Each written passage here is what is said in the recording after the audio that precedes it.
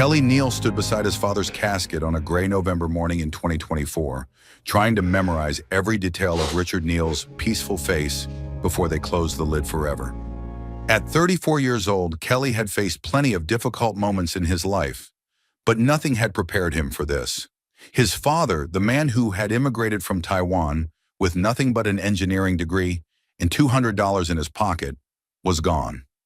Richard had worked as a quality control manager at an automotive parts factory for 32 years, never making more than $68,000 a year, but he'd sacrificed everything to give Kelly opportunities he'd never had. 3 weeks ago, pancreatic cancer had stolen him in less than 4 months from diagnosis. He was 67 years old. But as Kelly stood there in the small chapel in suburban Detroit, surrounded by his father's friends and colleagues, he wasn't thinking about any of that. He was watching his wife check her watch for the 7th time in 20 minutes. Frida's fingers kept drifting to her wrist. A quick glance. Another. Then her eyes would scan the chapel entrance like she was expecting someone. Or worse, like she couldn't wait to leave. Each time she did it, something cold and sharp twisted deeper into Kelly's chest. This wasn't grief distraction. This was impatience. This was someone who wanted to be anywhere but here. Kelly felt his jaw tighten as she did it again. This time, Frida pulled her phone from her designer purse, one she'd insisted on buying last month for $400 they couldn't really afford, glanced at the screen, then quickly tucked it away when she noticed Kelly's Aunt Linda watching her. The gesture made Kelly's hands curl into fists at his sides. "Kelly, honey," his mother whispered from his other side. Margaret Neal looked smaller than he'd ever seen her, drowning in her black dress, her face drawn and exhausted. Her hand found his and squeezed. "Are you holding up okay?" "I'm fine, Mom," Kelly managed, the lie tasting like ash. He squeezed back, trying to ground himself in the warmth of her hand, instead of the ice spreading through his veins, as he watched Frida check her phone again. The service had drawn maybe 80 people to the small Methodist chapel, co-workers from the factory, neighbors from the modest 3-bedroom house in Warren where Kelly had grown up, friends from his father's community college English classes, former students from the free math tutoring Richard had offered at the public library every Saturday for 15 years. These were good people, working people, people who understood what Richard Neal had meant to this community. Frida looked like she'd rather be at the dentist. Pastor Williams was speaking now, his deep voice filling the chapel with memories of Richard's kindness and dedication. He told the story about how Richard had spent 6 months helping the pastor's nephew prepare for engineering school entrance, exams, refusing any payment. How Richard had organized a fundraiser when the Martinez family lost their home to a fire. How he'd shown up every Sunday to help maintain the church building, always with a toolbox and a smile. Kelly tried to focus on the words, tried to let them wrap around him like a blanket, but Frida shifted beside him, crossing and uncrossing her legs. She checked her watch again. 11:43 a.m. What the hell was happening at 11:43 that mattered more than this? They had no idea what was coming. Frida had no idea that Kelly was about to discover something that would shatter everything he thought he knew about his marriage. After the service, people filed past the casket to pay their final respects.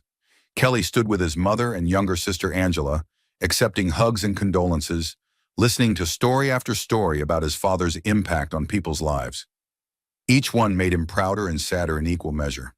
Frida stood slightly apart, smiling tightly when anyone approached her, but Kelly could see the way her eyes kept darting to the door.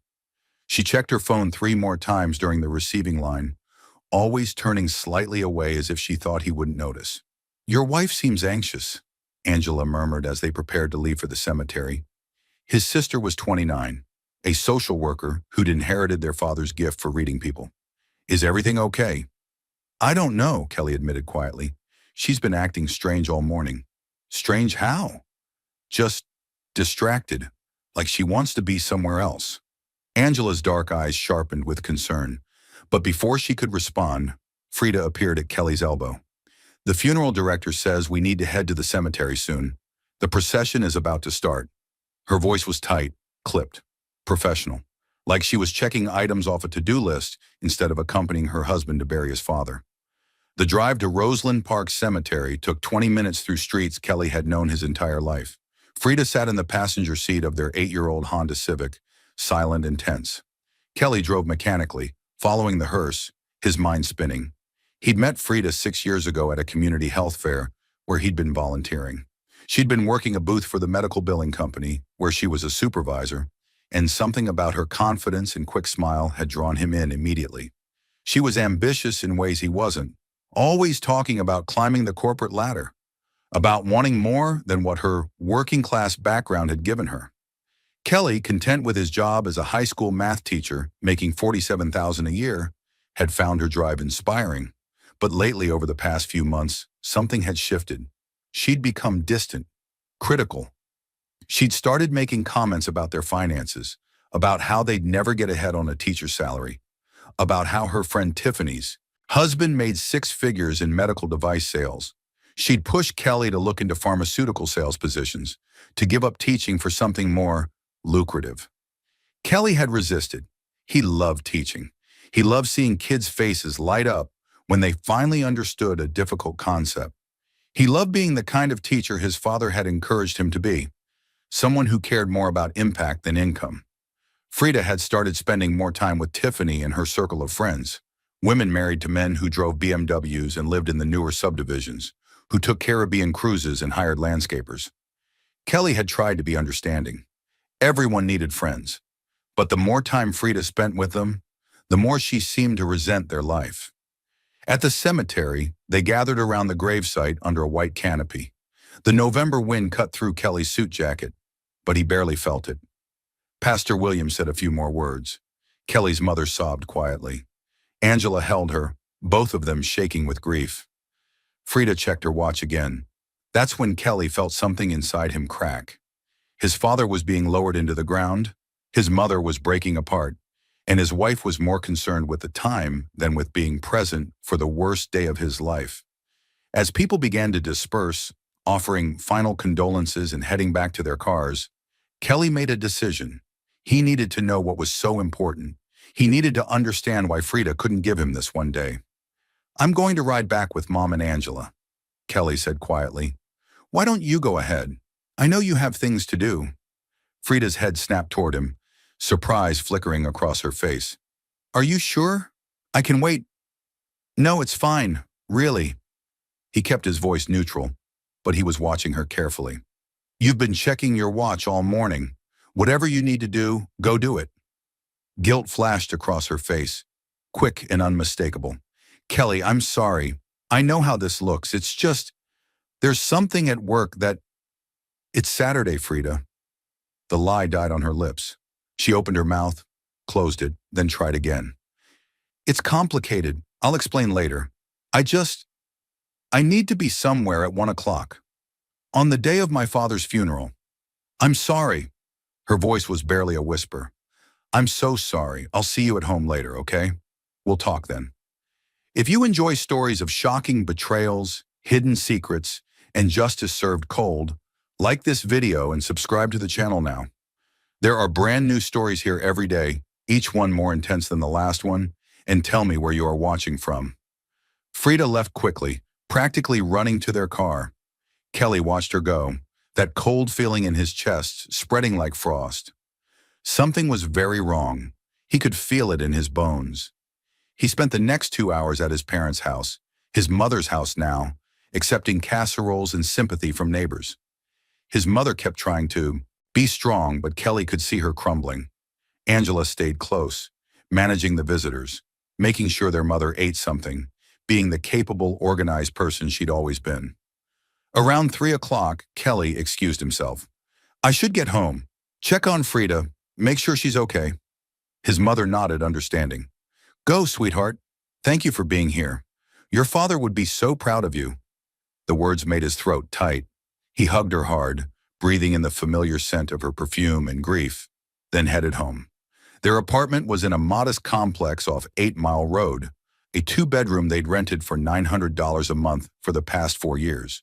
Nothing fancy, but it was clean and safe, and Kelly had always been grateful for it. Frida had started calling it cramped about 6 months ago. Her car was in the parking lot. Kelly parked beside it and sat for a moment, his hands on the steering wheel. What was he about to walk into? Part of him wanted to just go inside, trust his wife, believe whatever explanation she offered. But another part, the part that had been growing louder over the past few months, knew that something fundamental had broken between them. He pulled out his phone and opened the Find My Friends app they'd set up years ago for safety. Frida's location showed her at home, but as Kelly stared at the little icon representing his wife, a memory surfaced. 3 weeks ago, the day after they'd gotten his father's terminal diagnosis, Kelly had come home early from the hospital. He'd been devastated, needing Frida's comfort, but she'd been on the phone in their bedroom, her voice low and urgent. And when Kelly had opened the door, she'd jumped like she'd been caught stealing. "I have to go," she'd said quickly into the phone. "Yes, Thursday, I'll be there." Then she'd hung up and smiled at Kelly, asking about his father with what seemed like genuine concern. But now, standing in the parking lot, Kelly remembered the guilt in her eyes, the way she'd tucked her phone away quickly, the way she'd been different after that call. His hands were shaking as he got out of the car. The November air bit at his face, but he barely felt it. He climbed the stairs to their second-floor apartment, his heart pounding harder with each step. The front door was unlocked. He pushed it open quietly. Voices. Frida was talking to someone. A man. Kelly froze in the entryway, his entire body going cold. "Can't keep doing this," Frida was saying. Her voice came from the living room, tense and emotional. "I know the timing is awful, but Kelly is already suspicious. Did you see how he looked at me at the funeral? Frida, you need to calm down." The male voice was unfamiliar, smooth and confident. "We've been careful. He doesn't know anything." "He knows something's wrong. God, I felt like such a horrible person today. His father died, and I couldn't even—" Her voice cracked. "This is so much harder than I thought it would be." Kelly's vision tunneled. His wife, another man, in their apartment, on the day they buried his father. The betrayal was so complete, so devastating, that for a moment he couldn't move, couldn't breathe, couldn't think. "You said you'd leave him after the funeral," the man said. "Are you backing out?" "Leave him." The words detonated in Kelly's brain like a bomb. "No, I'm not backing out. I need time to do this right. He's going through so much." "You're making excuses, Frida. Either you want this or you don't. I've been patient, but I'm not going to wait forever while you play house with a high school teacher who's never going to give you the life you want." The contempt in the man's voice made Kelly's hands curl into fists, but he still couldn't move, couldn't reveal himself. Some part of him needed to hear all of it, needed to know exactly how far this betrayal went. "That's not fair," Frida protested, but her voice was weak. "Kelly is a good man. He's not ambitious like you. He doesn't want more out of life. And I do. I want more." "Then take it. We leave for Miami on Wednesday. I've got the condo lined up. The job offer is solid. You'll make triple what you're making now as my operations manager. But you need to tell him, Frida. You need to end this." Miami. A job offer. Operations manager. The pieces were clicking together in Kelly's brain, forming a picture he desperately didn't want to see. "I will," Frida said. "I'll tell him this week, I promise. You'd better, because I'm not playing games here. I'm offering you a real future. Money, success, everything you've wanted. But I need to know you're all in." There was a pause, then Frida's voice quieter now. "I'm all in, Bauer. I promise. I just need a few more days." Bauer. The name rang a bell. Frida's district manager. The guy she'd mentioned occasionally over the past year. The guy who drove a Lexus and had a vacation property in Florida. The guy who was apparently offering Kelly's wife a new life. Kelly finally moved. He pushed the door fully open and stepped into the living room. They were standing by the window, close but not touching. Frida whirled around, her face going white. The man Bauer was everything Kelly expected. Mid-40s, tan, expensive suit, even on a Saturday. The kind of practiced confidence that came from a lifetime of getting what he wanted. "Kelly," Frida gasped, "you're home early. You thought I'd stay longer with my grieving mother so you could plan your escape with your boss." Kelly's voice was eerily calm. He was almost surprised by how steady it sounded. "Sorry to interrupt." "It's not what you think," Frida started, but Bauer cut her off. "Actually, it's exactly what he thinks."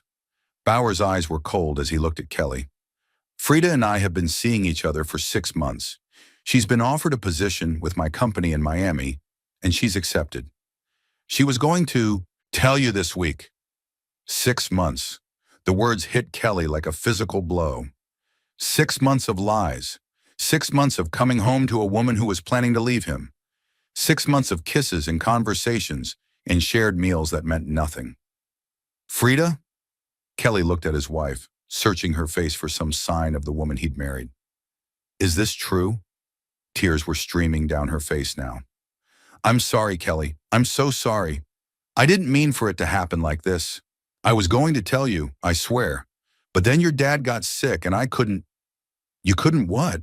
Couldn't wait until he was dead to run off with your rich boyfriend? Oh wait, you couldn't even wait that long. You were planning this during his funeral. That's not fair, Frida's voice broke. I've been miserable for years, Kelly. You're so content with your little teacher salary and this tiny apartment and never wanting anything more. I want a real life. I want to travel and live somewhere nice and not worry about money every single month. So you cheated on me for 6 months with your boss. She deserves better than this, Bauer interjected, his voice dripping with condescension. She deserves someone who can actually provide for her, who has ambition, who wants to succeed in life instead of babysitting teenagers for $47,000 a year. The specific mention of his salary, clearly something Frida had shared, made Kelly's stomach turn. They'd been laughing about him, pitying him, making him the joke. But Kelly didn't explode, didn't rage. Instead, he felt something cold and clear settle over him like a sheet of ice. They had no idea what was coming. They had no idea what he knew that they didn't. You should leave, Kelly said quietly, looking at Bauer. This is my home. Get out. Gladly. Bauer turned to Frida. Pack your things. You can stay with me until Wednesday. Frida's staying here tonight, Kelly said. She lives here. For now. Bauer's eyes narrowed. That's her choice, not yours. Actually, Kelly said, pulling out his phone, I recorded your entire conversation. Every word, including the part where you, as Frida's direct supervisor, offered her a job in exchange for a romantic relationship. That's a clear violation of your company's ethics policy. I looked it up last month when I started getting suspicious. The color drained from Bauer's face. Your bluff.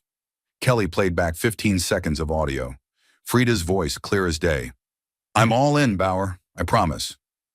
Your company has a zero-tolerance policy for manager-subordinate relationships, Kelly continued, especially when the manager uses their position to offer career advancement in exchange for personal involvement. I believe the term in your employee handbook is quid pro quo harassment. I'll email this to your HR department on Monday morning, unless you leave Detroit and never contact Frida again. It wasn't true. Kelly hadn't actually planned any of this. But years of watching his father navigate factory politics had taught him one thing. Powerful men like Bauer were terrified of losing their power. And right now, Kelly had it. Bauer's hands clenched. You can't. I can, and I will, unless you walk out that door right now and forget Frida exists. For a long moment, Bauer just stared at him. Then his jaw tightened. This isn't over. Yeah, it is. Kelly held his gaze. Because you're going to realize that losing your $60,000 a year job and facing a harassment investigation isn't worth whatever you thought you were going to get from my wife. Now get out. Bauer looked at Frida, something ugly crossing his face. I guess I misjudged you. Turns out your husband has more spine than you gave him credit for. Then he grabbed his jacket and walked out, slamming the door behind him. The apartment fell silent, except for Frida's ragged breathing. Kelly, she whispered, please, let me explain. Get out. This is my home, too. Get out, Kelly repeated. Go to a hotel. Go to Tiffany's. I don't care, but you're not staying here tonight. Frida stared at him, tears streaming down her face, makeup ruined. I'm sorry. I'm so sorry. I never wanted to hurt you. But you did, for 6 months, while my father was dying. Kelly felt something breaking inside him, but he kept his voice level. You stood beside me at his funeral today and checked your watch because you couldn't wait to get back to planning your escape. So no, Frida, you don't get to be sorry. You don't get to explain. You get to leave. She grabbed her purse with shaking hands, started for the door, and then turned back. I really did love you once, Kelly. I hope you know that. I hope I stopped caring, he replied. After she left, Kelly stood in the middle of their apartment, his apartment now, and finally let himself feel it. The grief, the betrayal, the devastating loss of not just his father, but his marriage, his future, everything he'd built over the past 6 years. But underneath the pain, something else was stirring, something cold and calculating. Frida and Bauer thought they'd won, thought they were getting away clean. They had no idea what Kelly Neal was capable of when pushed, and they had no idea what he was about to discover in his father's papers that would change everything. The next morning, Kelly woke up on his mother's couch with a pounding headache and the worst emotional hangover of his life. He'd driven there after Frida left, unable to face their empty apartment. Angela had answered the door, taken one look at his face, and pulled him inside without a word. He hadn't told them everything, just that Frida had been having an affair and was leaving him. His mother had wept. Whether for him or for the fact that this happened on the day they buried Richard, Kelly couldn't tell. Probably both. Angela had alternated between fury and fierce protectiveness, making him tea and cursing Frida's name with creative combinations of profanity. Now at 7 a.m. on a Sunday morning, Kelly found himself alone in the small living room. The house smelled like his childhood, his mother's cooking, old books, and the faint scent of his father's aftershave that still lingered everywhere. It made his chest ache. He pulled out his phone. 12 missed calls from Frida, 8 text messages ranging from apologies to justifications to anger. He deleted them all without reading past the first few words. There was also a message from an unknown number. This is Bauer. We need to talk. Call me. Kelly almost laughed. No chance in hell. He was about to put his phone away when he remembered something. His father's lawyer had called 3 days before the funeral, saying they needed to schedule a reading of the will. At the time, Kelly had barely registered it. His father had been a factory worker. There wouldn't be much to discuss. Probably just making sure the house went to his mother, maybe some small savings account. But now, sitting in the quiet house, Kelly felt a strange pull to his father's home office. Richard had kept meticulous records of everything, organized in labeled folders that dated back decades. If there was something to know about his father's affairs, it would be in that office. Kelly stood and padded quietly down the hallway. His mother's bedroom door was still closed. She'd probably taken one of the sleeping pills Angela had gotten her. His father's office was the small third bedroom at the end of the hall, barely big enough for a desk and a filing cabinet, but it had been Richard's sanctuary. The room looked exactly as it always had, neat, organized. The desk clear except for a few framed photos, Margaret on their wedding day in 1982, Kelly and Angela as children, various family gatherings over the years. The filing cabinet stood in the corner, 4 drawers of carefully labeled folders. Kelly sat in his father's chair, the leather worn smooth from decades of use, and felt tears prick his eyes. Yesterday he'd buried this man. Yesterday his wife had betrayed him. Yesterday his entire life had imploded, and now he was sitting in his dead father's chair, trying to hold himself together. But there was something he needed to find. Something about that lawyer's call had stuck with him. Kelly opened the filing cabinet and started looking. Tax returns, insurance policies, mortgage documents, medical bills, everything labeled, dated, organized with the precision Richard had brought to every aspect of his life. Then in the bottom drawer, Kelly found a folder simply labeled, "For Kelly." His hands shook as he pulled it out. Inside were several documents, a sealed envelope with his name on it, and what looked like statements from some kind of account. Kelly opened the envelope first. His father's handwriting, small and precise. "Dear Kelly, if you're reading this, I'm gone. I'm sorry I won't be there to explain this in person, but I wanted to leave you something that I hope will help you understand the choices I made in my life. When I came to America, I had nothing, but I had something more valuable than money. I had time. Time to build something. Time to invest in the future. Time to be patient. 40 years ago, a coworker convinced me to put $25 a month into the company retirement plan. I never increased that amount because we needed every dollar for you kids in the house. But I never decreased it either. And I let that company match grow for 40 years. Then in 1997, another coworker gave me a tip about a new company, something about computers and books.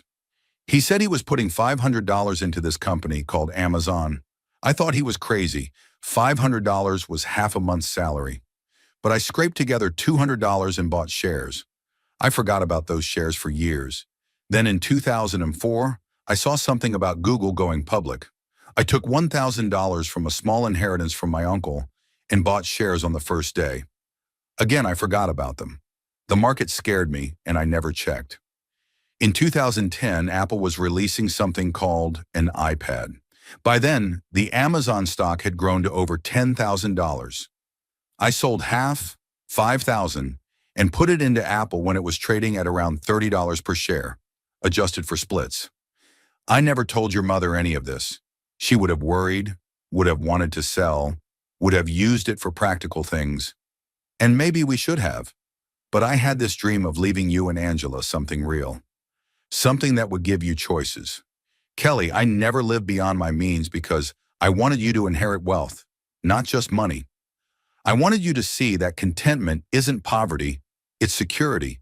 It's not about what you spend, it's about what you build. The account information is in this folder. The password is your birth year and Angela's birth year. No special characters. I'm proud of you for being a teacher. Don't let anyone make you feel small for choosing meaning over money. But now you have both. Love, Dad. Kelly's hands were trembling so hard he almost dropped the letter. He grabbed the account statements and started reading. The numbers didn't make sense at first. His brain couldn't process them. He read them again and again. The retirement account, with 40 years of $25 monthly contributions and company matching, had grown to over $380,000. The Amazon shares, even after selling half in 2010, were now worth approximately $1.2 million. The Apple shares had grown to nearly $900,000. There were also some Microsoft shares, some index funds, and a handful of other investments Kelly's father had apparently made over the years, each one small and patient and forgotten. The total portfolio value, as of the last statement dated 2 weeks before his father's death, was approximately $2.7 million. Kelly stopped breathing. His father, his humble, quiet, factory worker father, who'd worn the same jacket for 15 years and driven a used Toyota for 2 decades, had been a multimillionaire. And he'd left it all to Kelly and Angela, split equally. Make sure you're subscribed to this channel if you have not, because the ending of this story will blow your mind. And drop a comment below telling me what you think Kelly should do next. Kelly sat in stunned silence for what felt like hours, but was probably only minutes. His entire worldview was reshaping itself. Every memory of his father was reframing through this new lens. The modest house, the used cars, the careful budgeting, the clipped coupons. None of it had been poverty. All of it had been choice. His father had chosen to live simply while building a fortune in the background, all so his children would have freedom. And Frida had left him. Left him because he made $47,000 a year teaching. The irony was so sharp it almost made him laugh. Almost. Because as Kelly sat there with these papers in his hands, another thought occurred to him. Frida didn't know about this. Neither did Bauer. They'd made their calculations based on Kelly being a poor teacher who would never amount to anything. They had no idea that Kelly Neal had just inherited over $1 million. And suddenly Kelly saw a path forward, a way to handle this divorce, this betrayal, this entire nightmare situation that would ensure justice without violence, without cruelty, just consequences. But first, he needed to talk to his mother and sister. Kelly found them in the kitchen an hour later. Angela was making breakfast while their mother sat at the table, staring into a cup of coffee. They both looked up when he entered, and Angela's expression immediately shifted to concern. "You look like you've seen a ghost," she said. "I found something in Dad's office." Kelly set the folder on the table. "You both need to see this." Over the next hour, as Angela made eggs that none of them ate, and their mother cycled through shock, disbelief, and tears, Kelly explained everything. The letter, the investments, the fortune their father had built in secret. "I don't understand," Margaret kept saying. "Why didn't he tell me? We could have done so much." He explains it in the letter, Kelly said gently. He wanted to give us something permanent, something that couldn't be spent. $2.7 million, Angela whispered. She was holding the account statements, reading them over and over like they might disappear. Dad was worth $2.7 million. Split between you and me, Kelly clarified.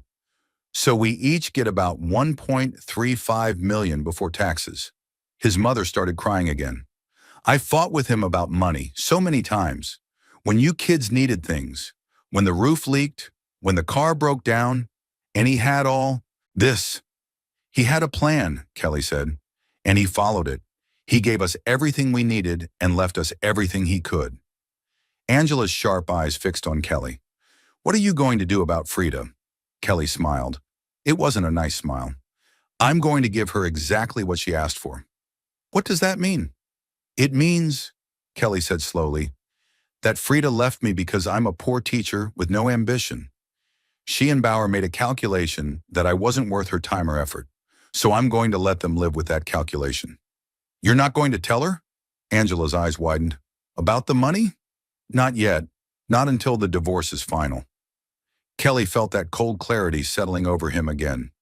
Frida wants out of our marriage because she thinks I'm worthless.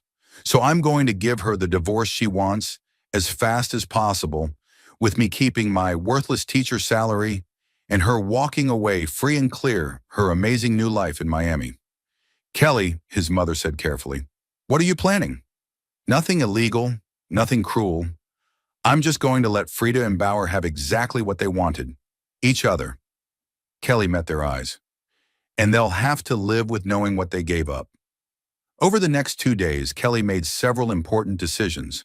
He called the family lawyer, Daniel Morrison, and explained the situation. Daniel was in his 60s, had known Richard for 30 years, and had handled simple legal matters for the family over the years. But his eyes sharpened considerably when Kelly mentioned the inheritance. You inherited what? Kelly showed him the statements. Daniel whistled low. Your father was a smart man, a very smart man. He looked at Kelly seriously. And your wife is leaving you for her boss, who doesn't know about any of this? Correct. When did you discover the inheritance? Sunday morning, 2 days ago. And when did your wife leave? Saturday afternoon, after the funeral. Daniel leaned back in his chair, thinking. Okay, this is delicate, but manageable. In Michigan, assets inherited during a marriage are considered separate property, not marital assets, as long as they're kept separate. Since your father died and you inherited after your separation, and the money is currently in accounts under his name, it won't be part of the divorce settlement. Even if we're not officially divorced yet? Correct, as long as you file quickly and can demonstrate that the inheritance occurred after your separation, it's yours alone. Daniel smiled slightly. Your father's timing, even in death, was impeccable. So Frida gets nothing from the inheritance? Nothing.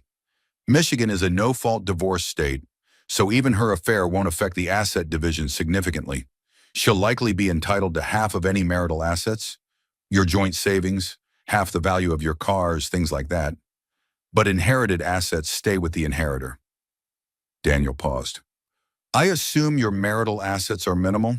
We have maybe $3,000 in joint savings and 2 cars worth a combined $12,000. Our furniture is secondhand. That's about it. Then your wife is walking away with maybe $7,000 or $8,000 total, plus whatever she's earned independently. Daniel's expression was carefully neutral. While you're keeping approximately $1.35 million, plus my teacher salary, plus your teacher salary, Daniel agreed, which she considered so worthless that she left you for someone with more money. They shared a moment of silent understanding.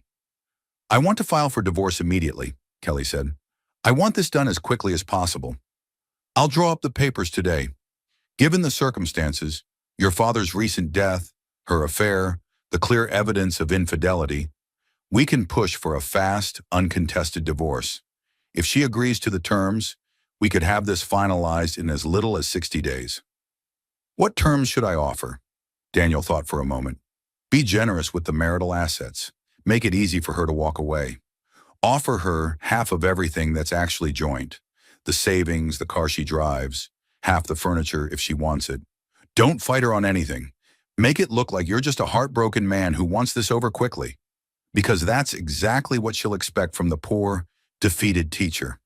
Precisely, Daniel smiled. Let her think she's getting everything she wanted. The truth will be much sweeter when she realizes what she gave up. Kelly left the lawyer's office with divorce papers that would be ready for delivery by Thursday. 3 more days.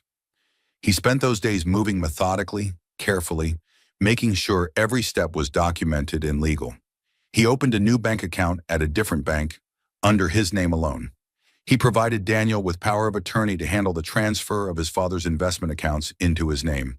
He inventoried every shared asset in the apartment, photographing everything, creating a spreadsheet of values. He also changed the locks on their apartment. In Michigan, since his name was the only one on the lease, Frida had insisted on that when they moved in, saying it would help his credit. He had the legal right to do so. He packed Frida's belongings carefully, everything she'd need, and stored them in a rented storage unit. Then he texted her the unit number and access code. Her response came within minutes. "Seriously? You're locking me out of my own home?" Kelly replied, "It's my apartment. Only my name on the lease, but all your stuff is safe in storage. The code is in my previous message. You're being cruel. I'm being practical. Divorce papers will be delivered to your office Thursday. I suggest you read them carefully. Kelly, can we please just talk about this?" "No." He turned off his phone after that. Wednesday came. According to Frida's original plan, she should have been on a plane to Miami with Bauer by now, starting her glamorous new life. Instead, she was still in Detroit, staying with Tiffany according to Angela's intelligence gathering, and Bauer had apparently gone very quiet. Kelly wasn't surprised. Men like Bauer didn't actually want messy complications. They wanted easy upgrades, convenient affairs, situations that made them feel powerful. A woman whose husband had evidence of workplace harassment and was threatening to use it? That wasn't convenient anymore. On Thursday morning, Kelly went to school. His bereavement leave was over, and honestly, he needed the distraction. His students were kind, offering gentle condolences and being unusually well-behaved. By third period, Kelly felt almost normal again, until his phone buzzed with a message from Daniel. "Papers delivered. She signed them. Wants me to tell you she hopes you'll be happy." Kelly stared at the message for a long moment. Frida had signed, just like that. No fight, no negotiation. She looked at the simple terms, split the savings and the car values, keep your own retirement accounts, no alimony, clean break, and she'd agreed. Because she thought she was getting the good end of the deal. She thought she was escaping poverty and a dead-end life with a teacher. She thought she was trading up. She had no idea she just signed away her claim to $1.35 million. If you're enjoying this story, hit that like button and let me know in the comments what you would have done in Kelly's situation. That afternoon, Kelly got a call from an unknown number. Against his better judgment, he answered. "Kelly, it's Bauer." Kelly almost hung up, but curiosity held him. "What do you want?" "I need to explain something. Frida and we're not together anymore." That did surprise him. "Really? What happened to the Miami dream?" "Look, I never promised her anything long-term. She misunderstood the situation." Bauer's voice was defensive. "I was offering her a job opportunity. Things got complicated, but I never intended for it to become what it became." "So you're saying you slept with your employee, offered her a job in another state, told her to leave her husband, and then bailed when things got messy?" Kelly's voice was ice cold. "That's your story?" "I'm saying she made assumptions." "No, you made her promises to get what you wanted. And when I threatened to expose you to HR, you realized your career was worth more than whatever you were playing at with my wife. So you backed out and left her holding the bag. She was already leaving you, man. I didn't make her do anything. But you gave her a reason and a destination." Kelly felt anger heating his blood. "You dangled a better life in front of her. You made her believe she could have more. And then you took it all away when it became inconvenient. Look, I'm calling to tell you I'm sorry, and to let you know I'm not going to Miami. The company decided to give that position to someone else. So whatever Frida was planning, it's not happening." Kelly absorbed this. "You're telling me that Frida left me for a job that doesn't exist anymore? And a relationship that's already over?" I guess so, yeah. Good, Kelly said simply, and hung up. He sat in his classroom after the last bell, staring at the student artwork on his walls, the motivational posters about perseverance and growth mindsets, the desk where he'd graded thousands of assignments over the years. This was his life. This was what he'd chosen. And Frida had thought it was worthless. But his father had understood. Richard Neal had known that wealth without meaning was empty, that the richest life wasn't measured in dollars, but in impact, that Kelly's choice to teach, to help kids understand mathematics and believe in themselves, was more valuable than any corporate salary could ever be. Kelly pulled out his phone and called Angela. Hey, she answered immediately. How are you holding up? The divorce papers are signed. Frida agreed to everything. She has no idea, does she? None. And Bauer dumped her. The Miami job doesn't exist anymore. Angela sucked in a breath. Wow, she lost everything. She lost what she thought she wanted, Kelly corrected. Now she has to figure out what she actually needs. Are you going to tell her, eventually? Kelly thought about that. Maybe, someday, when she's moved on and rebuilt her life, when she doesn't need the money anymore. But not now, not when it would just be about punishing her. You're a better person than I am, Angela said. I'd want her to know exactly what she gave up. Dad taught me something, Kelly said quietly. The best revenge isn't making someone suffer. It's building something so good that their betrayal doesn't matter anymore. I'm going to do that. I'm going to use this money the way he wanted, to build a life worth living, to make choices based on meaning instead of fear, to be the kind of person who doesn't need revenge because I'm too busy being happy. Angela was quiet for a moment. Then, Dad would be really proud of you, Kelly. I hope so. That night, Kelly went home to his apartment, truly his apartment now, and started making plans. He would keep teaching, at least for now, because he loved it. But he would also start a scholarship fund in his father's name for students pursuing engineering degrees. He would help his mother finally take that trip to Taiwan she'd always wanted to see. He would pay off Angela's student loans from her social work degree, and he would invest the rest carefully and patiently, the way his father had taught him. Building something for the future, creating security without ostentation, living with meaning. Frida had bet on the wrong horse. She'd thought money was everything and had left him for it. She had no idea that Kelly Neal had been worth more than she could imagine all along.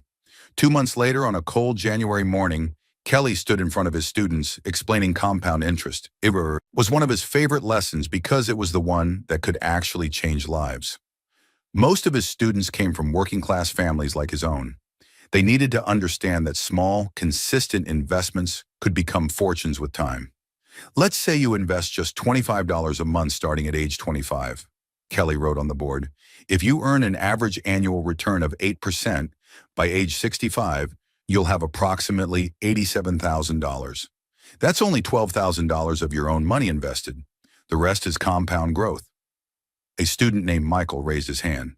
But Mr. Neal, who can afford to invest when you're making minimum wage? It was a fair question. Kelly smiled. That's the real lesson, Michael. It's not about how much you make. It's about priorities. My father made $68,000 a year his entire career. He invested $25 a month for 40 years. When he died, that single investment decision had turned into almost $400,000. The class went silent. They knew Kelly's father had recently passed. He rarely talked about personal things, but lately, he'd been sharing more. His father's story felt important. It felt like something kids needed to hear. The point isn't the amount, Kelly continued. The point is consistency, patience, understanding that wealth isn't about looking rich. It's about having choices. After class, Michael stayed behind. Mr. Neal, I just wanted to say I'm sorry about your dad, but it's cool that he left you all that money. Kelly blinked. How did you know about that? Michael looked uncomfortable. I heard some teachers talking in the hall about how you inherited a bunch of money but you're still teaching. Some of them think it's weird. So word had gotten out. Kelly wasn't really surprised. His father's funeral had been well attended. People talked. The math teacher who inherited a fortune but kept showing up to work was probably good gossip. It's not weird, Kelly said carefully. I love teaching. Money doesn't change that. But you could do anything now, right? Travel or whatever. I could, and maybe I will, someday. But right now, this is where I want to be. Kelly gestured to the classroom. These lessons matter, Michael. Understanding money matters. If I can help one of you avoid making financial mistakes, or empower one of you to start investing early, or teach one of you that your worth isn't determined by your salary, then this is exactly where I should be. Michael nodded slowly. That's pretty cool, Mr. Neal. After he left, Kelly sat at his desk, thinking. The divorce had been finalized 3 weeks ago. Frida had signed the papers, taken her $7,000 from their joint assets, and moved into an apartment in Royal Oak with Tiffany. She was still working at the same medical billing company, still in the same position, still living the same life she'd been so desperate to escape, except now she was alone. Kelly had seen her once, accidentally, at the grocery store. She'd looked tired, smaller somehow. When their eyes met, she'd frozen, then quickly turned away, disappearing down another aisle. He didn't chase her, didn't try to talk. There was nothing left to say, but he'd heard things through the network of mutual acquaintances. Bauer had left Detroit entirely, taking a position in California. The Miami job had been real, but he'd given it to someone else when things got messy with Frida. Tiffany had apparently called Frida stupid for throwing away her marriage for a man who didn't actually want her. Frida's other friends from that wealthy circle had quietly distanced themselves once she was no longer part of a couple. Kelly didn't feel satisfied by any of it. He just felt sad. Sad for what they'd had and lost. Sad for the Frida he'd married, who'd apparently been so unhappy that she'd imploded their entire life. Sad for the time wasted and the trust shattered. But he was also building something new. The scholarship fund in his father's name had been established through the University of Michigan's engineering department. $25,000 a year for students from working-class families pursuing engineering degrees, with preference given to first-generation immigrants or children of immigrants. The first recipients would be announced in the spring. His mother had cried when he told her. Then she'd shown him Richard's journals, notebooks where his father had written about his investment philosophy, his dreams for his children, his thoughts on what made a good life. Reading them had been like having conversations with his father again. He was so proud of you, Margaret had told Kelly over dinner at her house. He used to tell me, Kelly chose meaning over money, and that makes him richer than I could ever make him. But he did make me rich, Mom. No, honey, he gave you money. You made yourself rich by choosing what mattered. She'd squeezed his hand. There's a difference. Angela had handled her share of the inheritance differently. She'd immediately paid off her student loans, $48,000 gone in an instant, and then put the rest into a trust for their mother and into investments for her own future. She was still working as a social worker, still helping families navigate crisis, still choosing meaning over money just like Kelly. We're Dad's kids, she'd said when they met for coffee. We don't need to prove anything with money. We just need to live well. The Friday before Valentine's Day, Kelly received an unexpected email. It was from Frida. The subject line read, "I'm sorry." He almost deleted it without reading, but something made him open it. Kelly, I don't expect you to respond to this. I don't deserve your time or attention, but I need to say some things, even if you never read them. I heard you inherited money from your father, a lot of money, and I want you to know that's not why I'm writing. I don't want anything from you. I just need to tell you that I understand now what I threw away. It wasn't the money. I didn't know about the money, and honestly, if I had, it probably would have made everything worse. I would have been with you for the wrong reasons, or I would have felt justified in my resentment that we live modestly despite having wealth. What I threw away was you, your kindness, your principles, your quiet strength. The way you chose teaching because it mattered, not because it paid well. The way you honored your father by living according to his values instead of trying to impress people with expensive things. I was so focused on status and appearances and what other people had that I couldn't see what I already had. A good man who loved me, a simple but stable life, the freedom to make choices based on values instead of fear. Bauer was a fantasy. He represented escape from feeling ordinary. But ordinary was the gift, Kelly.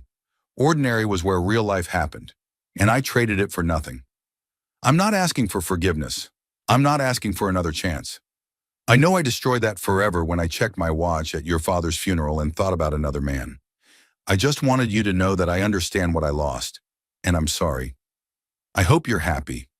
I hope you find someone who values what I couldn't see, and I hope your father is resting peacefully, knowing he raised someone who stayed true to himself no matter what. Frida. Kelly read the email 3 times. Then he sat with it, letting himself feel the complicated mixture of emotions it stirred up. Anger, sadness, a strange kind of relief that she understood finally what had actually mattered. But no desire to respond, no need to reassure her or absolve her or engage at all. That chapter was closed. Instead, Kelly did something his father would have appreciated. He went to the bank and made a donation to the food bank Richard had volunteered at for 20 years. $5,000 in his father's name. Then he called his mother and took her to dinner at the modest Chinese restaurant they'd been going to since Kelly was a child. They talked about Richard, about memories, about the future, about how wealth was measured in love and legacy, not dollar signs. Your father used to say something, Margaret told him over fried rice. He'd say, "The richest man is the one who needs the least to be happy." He was right, Kelly said. But he also wanted you to have choices, Kelly. Don't let his humility make you feel guilty about having money. Use it, travel, experience things, build a life that's bigger than just duty and work. Kelly smiled. I am, Mom, I promise. I'm planning a trip to Taiwan for the summer. Want to come with me? We could visit Dad's village, see where he came from. Margaret's eyes filled with tears. He would have loved that. Then let's do it, and let's do it right. Nice hotels, good food, no cutting corners. Dad would want us to enjoy it. Spring came.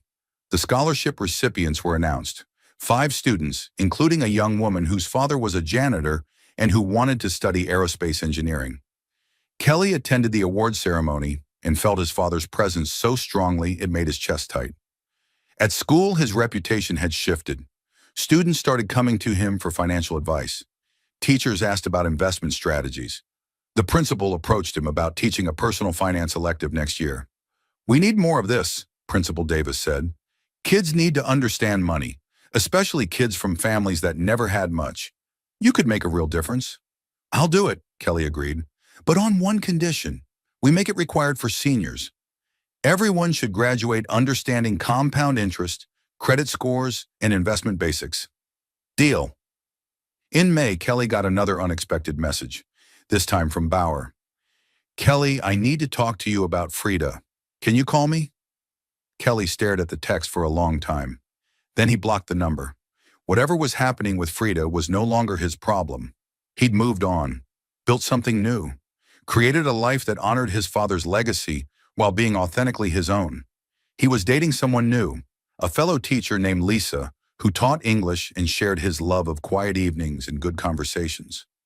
She knew about the inheritance, knew about Frida, knew all of it, and she looked at him and said, I'm glad you kept teaching. Money's nice, but purpose is better. She got it, just like his father had gotten it. On Father's Day, Kelly stood at his father's grave with Angela and his mother. They'd brought flowers and spent the afternoon telling stories, laughing and crying in equal measure. Dad, Kelly said quietly, kneeling by the headstone, I wanted to thank you. Not just for the money, though, that was incredible, but for showing me that wealth and richness are different things. You were rich in the ways that mattered long before you had money in the bank, and you taught me to be the same.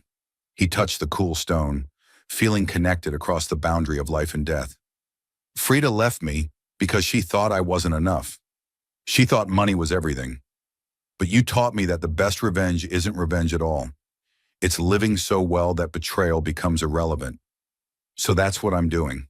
I'm teaching, I'm building, I'm helping, I'm choosing meaning, just like you did. Angela put her hand on his shoulder. He knows, Kelly. He knows. That summer, Kelly and his mother traveled to Taiwan. They visited Richard's childhood village, met distant relatives, toured the universities where Richard had dreamed of studying before immigrating. They ate at night markets and hiked in mountains and learned about the country Richard had left behind to build a better life for his family. One night, sitting on a hotel balcony overlooking Taipei, Margaret told Kelly a story she'd never shared before. When your father first told me he was putting money into the stock market, I was furious. We needed that money for practical things.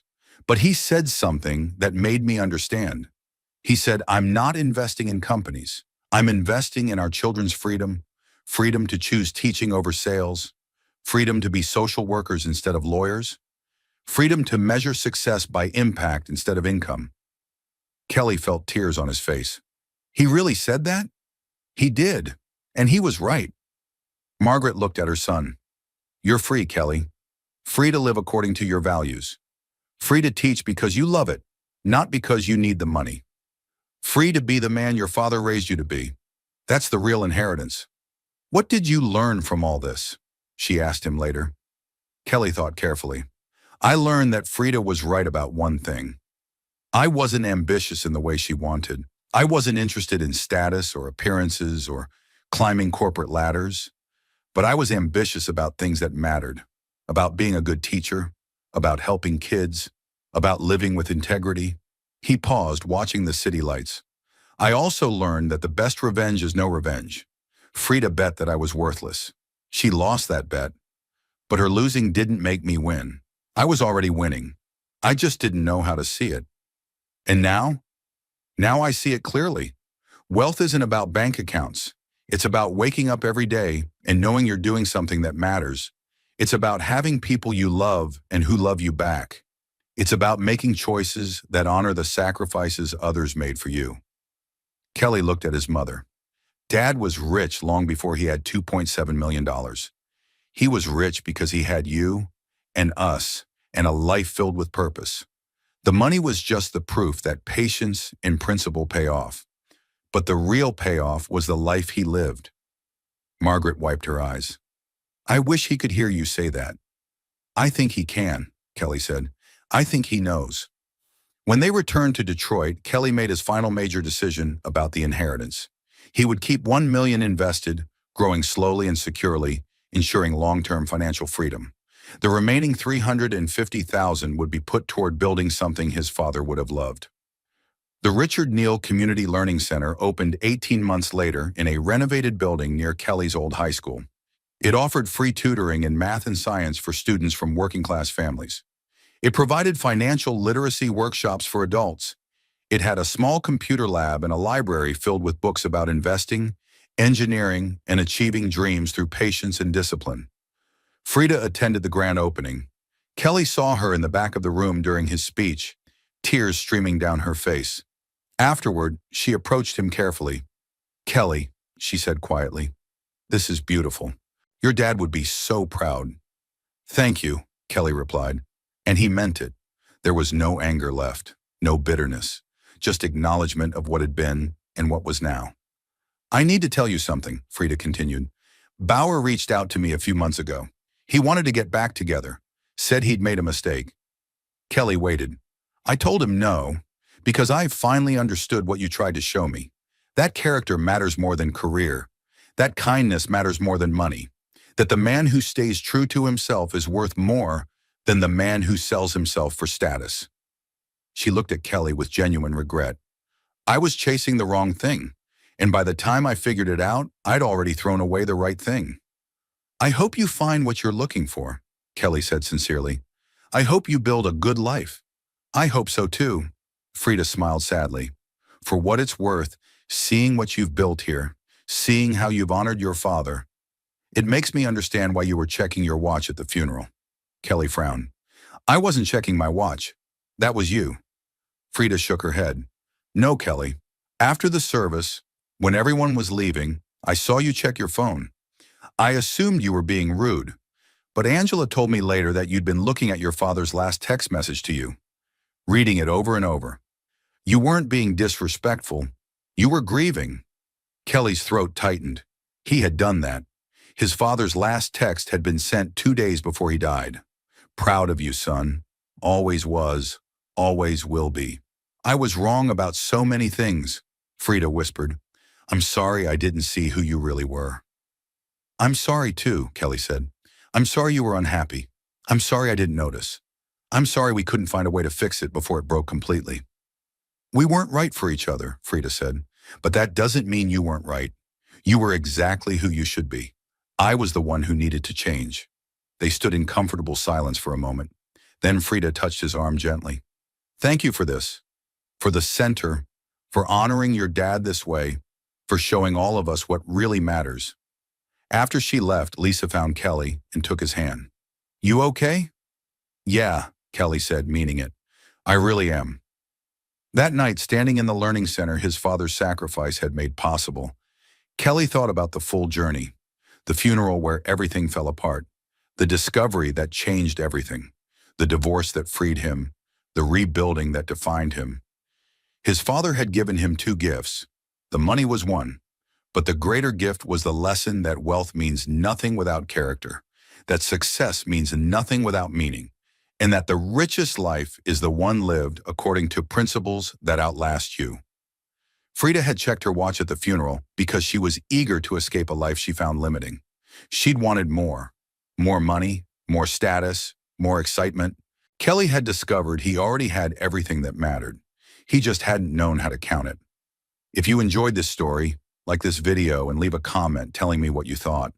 And if you're not already subscribed to the channel, please subscribe and hit the notification bell to get alerts for new stories like this one. Thanks for watching, and I'll see you next time. Sometimes the best revenge isn't revenge at all.